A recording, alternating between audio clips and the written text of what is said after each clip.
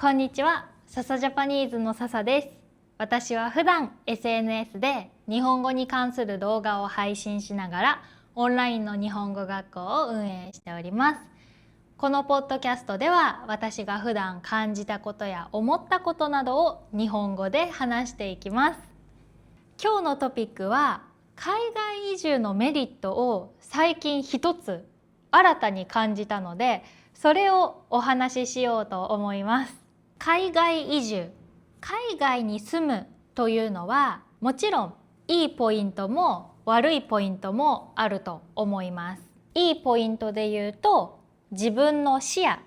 見える世界が広がったり、考え方が変わったり、新しい環境で新しい自分と出会えたりすることだと思います。反対に悪いポイントは言葉の壁があったり、家族や友達と離れてしまったり、なかなか新しい環境に慣れなかったりすることもあると思います。私は日本人で日本で生まれて日本で育ったんですが、社会人になってからシンガポールとマレーシアで生活してきました。実際に私が海外に住んでみて、一般的に言われている海外移住のいいポイント、悪いポイントはもちろんその通りだなと感じているんですが、最近新たに一つ海外移住をすると、こんないいポイントもあるなと思うことを見つけたので、今日はそれをお話ししようと思います。それは何かというと、自分の人生に 100% フォーカスできるということです。一人で海外移住をすると、特に初めは自分自身と向き合う時間がかなり長くなると思います。私の場合、日本にいた時は常に周りに家族や友達がいて、何気ない話が常にできる環境、もし何か悩み事があったらすぐに相談できる環境がありました。ただ海外に来ると友達や家族が近くにいない状況になるので、新しく友達や恋人、家族ができるまでは一人の時間が強制的に増えます。そうなると良くも悪くも自分と向き合う時間が増えます。今振り返ってみると、それはすごく私にとっていい時間だったなと感じています。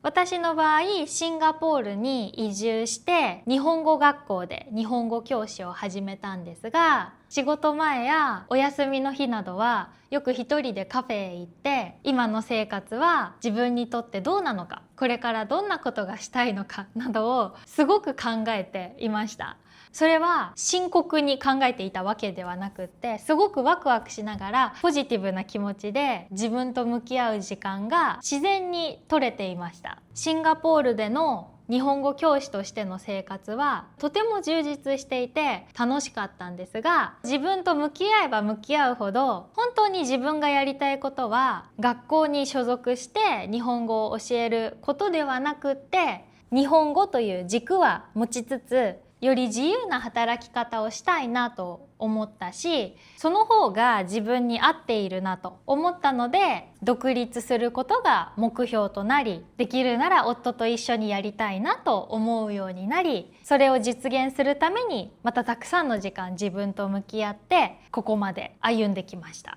仕事を辞めるというのは大きな決断だったので、もし私が日本に住んでいて近くに家族や友達がいたら、きっと周りのみんなは私を思ってもうちょっと続けた方がいいんじゃないとか、いろいろなアドバイスがあったかもしれません。だけど私の場合、海外に住んでいて海外で仕事を辞めて海外で独立するという決断を自分一人で決めて行動できるという環境があったからこそ、割と迷うことなくすぐに決断できてすぐに行動に移せたんじゃないかなと感じています。私は仕事を辞めて SNS の発信を始めたんですが、初めは全然うまくいきませんでした。シンガポールにいる数少ない友達にも、初めは自分が今何をやっているかっていうことは恥ずかしくて言えませんでした。ただ本当に自分を信じてやれるところまでやってみようと決めていたので、